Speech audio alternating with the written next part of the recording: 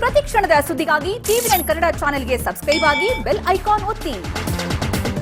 Appreciate the efforts of the Karnataka government in handling the COVID-19 situation. Friends, in normal times, the celebrations would have surely been bigger. Had it not been for the global pandemic, I would have loved to be with you all in Bengaluru to mark this special day.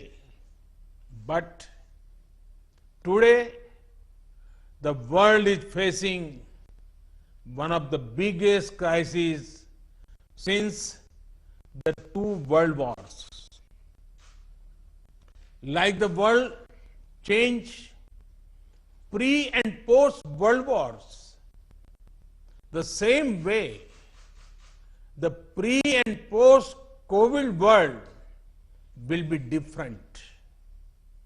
Friends, during such a time, the world is looking up to our doctors, nurses, medical staff, and scientific community with hope and gratitude. The world seeks both care and cure from you.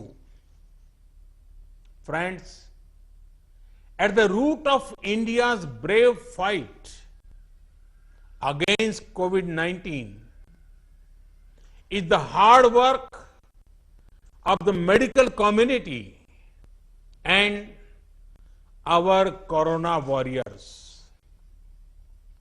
In fact, doctors and medical workers are like soldiers, but without the soldier's uniform. The virus may be an invisible enemy, but our corona warriors, medical workers are invincible. In the battle of invisible versus invincible, our medical workers are sure to win. Friends, earlier, the debates on globalizations have focused on economic issues. Now, the world must unite and focus on humanity-centric aspects of development. Advancements nations make in the health sector will matter more than ever before.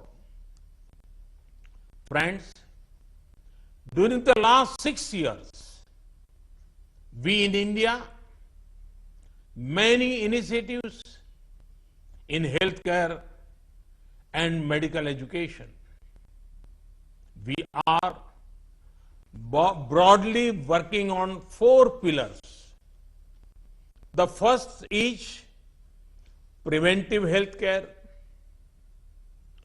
This includes the importance to yoga, Ayurveda, and general fitness.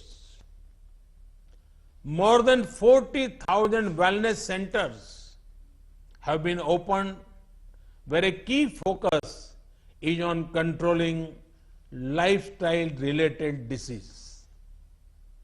The success of the Swachh Bharat mission is another key part of preventive healthcare.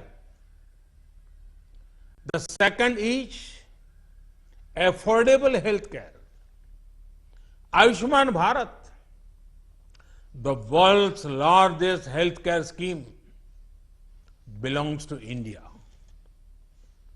In less than 2 years, 1 crore people have benefited from this Ayushman Bharat scheme. Women and those staying in villages are among the major beneficiaries of this scheme. And the third pillar is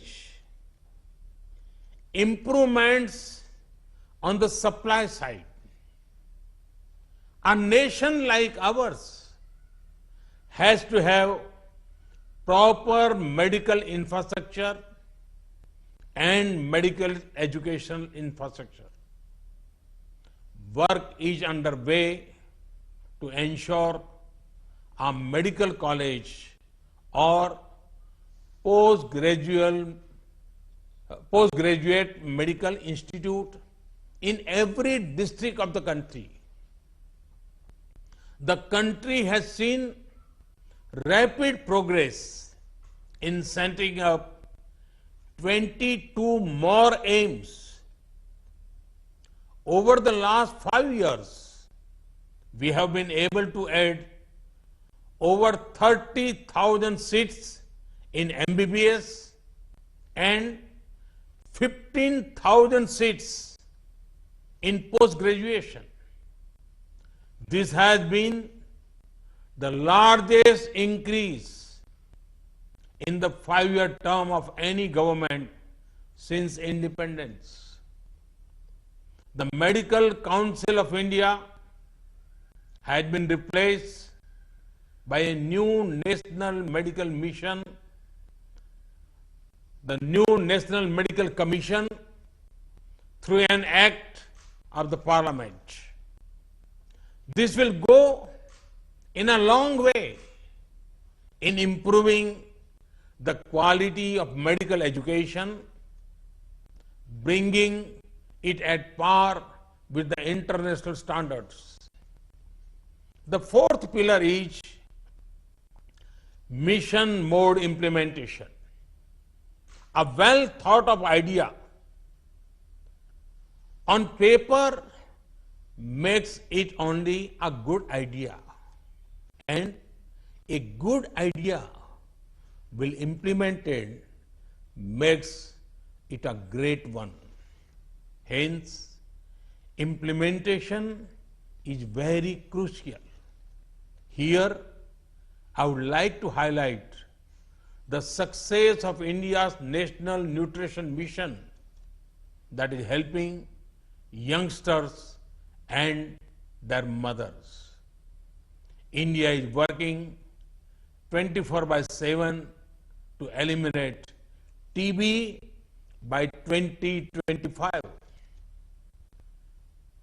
This is 5 years ahead of the global target of 2030. Mission Indradhanush has increased our rate of annual rise in vaccination coverage by 4 times. Friends, the central government recently approved the introduction of a new law for expanding education of more than 50 different allied and healthcare professionals. This law, once passed, will address the shortage of paramedical personnel in the country. It will also help India in supplying skilled resources to other countries. Friends, there are 3 things on which I would urge maximum discussion and participation. One is advances in telemedicine. Can we think of new models that make telemedicine popular on a larger scale? The other is related to making India in the health sector. The initial gains make me optimistic. Our domestic manufacturers have started production of PPEs and have supplied about 1 crore PPEs to COVID warriors. Similarly, We have supplied 1.2 crore Make in India N95 masks to all states. Third is IT-related tools for healthier societies. I'm sure you have the Arogya Setu app on your mobiles.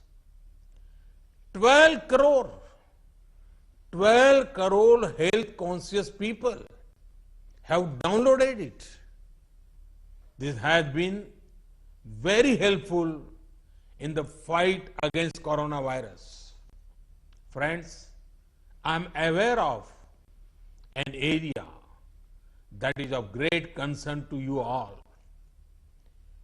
Due to a mob mentality, those working on the front lines, those on duty, be it doctors, nurses, safai workers, others, are subject to violence.